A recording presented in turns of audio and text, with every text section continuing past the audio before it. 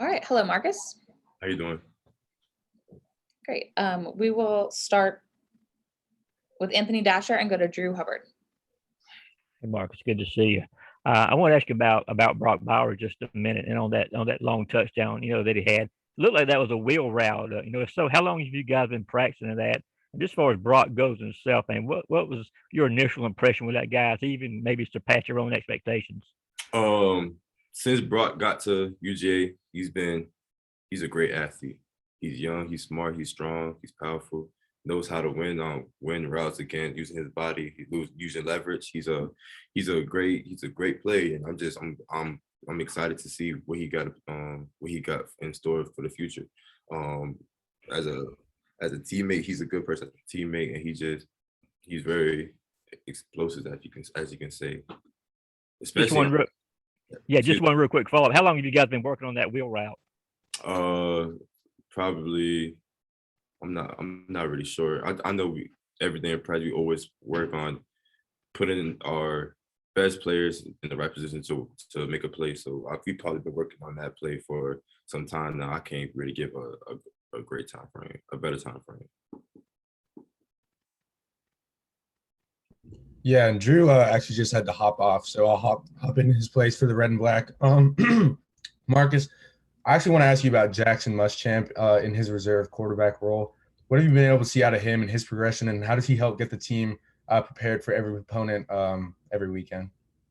Jackson, in his role, he's been working on the offense, working on helping us with the not only helping us with the plays, helping us with the signals and sending this to us. He's been very productive for us. He's been very informational. He's been very educational, just helping us with the small details that we don't really see on the field. He just help us sharpen us, us as the receiver group, just help us with those little small details that we don't see and stuff like that. Okay, we will go to Jake Rowe and then Chip Towers. I'm good, Kara. Yeah, Marcus, obviously Stetson was really slinging it Saturday. How bad did you want to kind of get in on that act? And does part of you, almost want to see Stetson stick in there just because of those opportunities that were there this past Saturday? Oh yeah, dude, Stetson had a great game. To be honest, I'm fine with not being able to get any shine. I'm just happy to see my teammates were able to go out there this past weekend and make big explosive plays to help us put in position to win. So I feel like Stetson did his job, we did our job as a unit, and we just went out there, played a great game.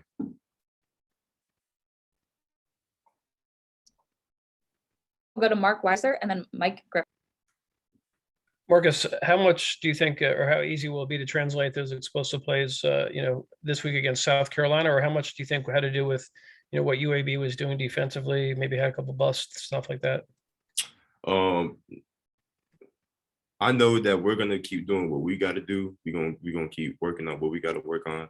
I don't know what South Carolina is gonna come out this coming weekend, but I know we're gonna have to do what we have to do. We're gonna have to do our jobs and just at the end of the day go out there, execute, and play football. At the end of the day, that's the only thing we can do. That's the only thing we can focus on.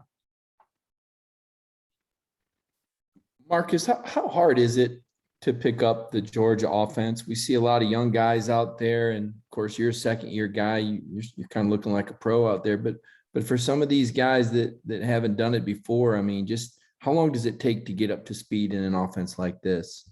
I wouldn't say it take very long. It's the same. It's just with every offense. You just got to get in the playbook. It's been like that since high school. It's going to be like that until you get to the league. The most important thing, you got to study, get in the playbook. And once you do that, then everything will come to you.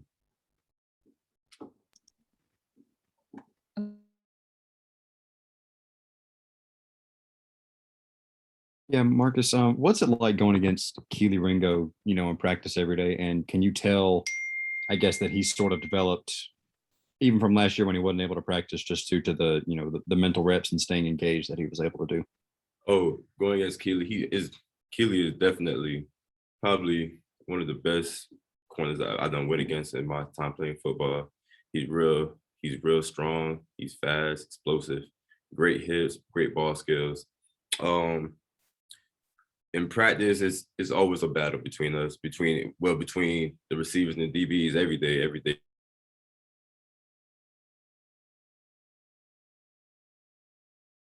That's really what we focus on every day in practice. No matter what it is, we try to go as hard as we can to get each other better. So, because we know when we get each other better, then we both have a chance to go out. We both have better chances to go out there and make plays for the team. But Keely, as an individual, he's a great person. He's a great friend of mine also, and he's a great athlete, and I'm excited to see him play in the near future, and to see what he could do for us for the rest of the season. Marcus, in terms of the guys that are banged up and making their way back, Dom, Kyrus, George, what have you seen from them and the way that they've been staying engaged with the wide receiver groups and maybe helping y'all during practice and during games? Oh, they've definitely been engaged, especially not knowing that they're older. We have we're a little bit younger, and they definitely give us like wisdom points, like teaches us about,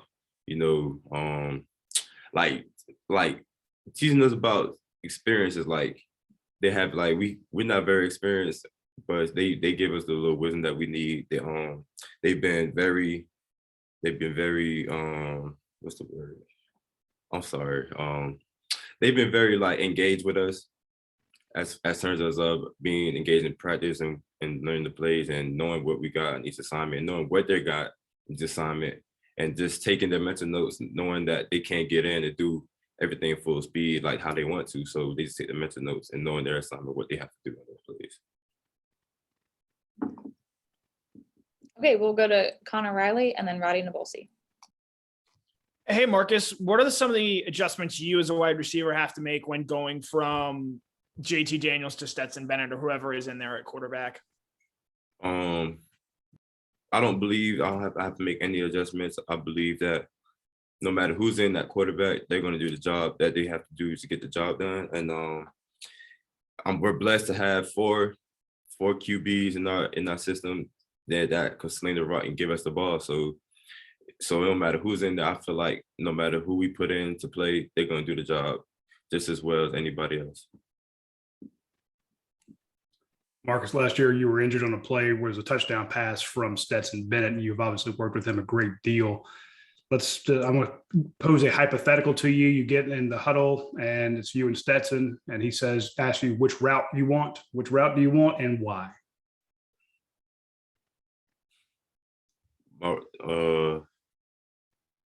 I'll probably want a go ball.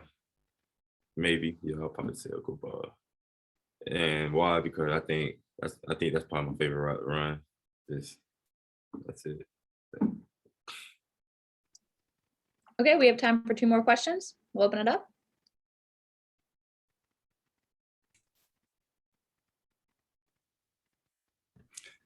Marcus, what if anything do you know about South Carolina's defense? Obviously, they're under a new coaching staff and than the one you guys saw last year. What have you learned about them so far?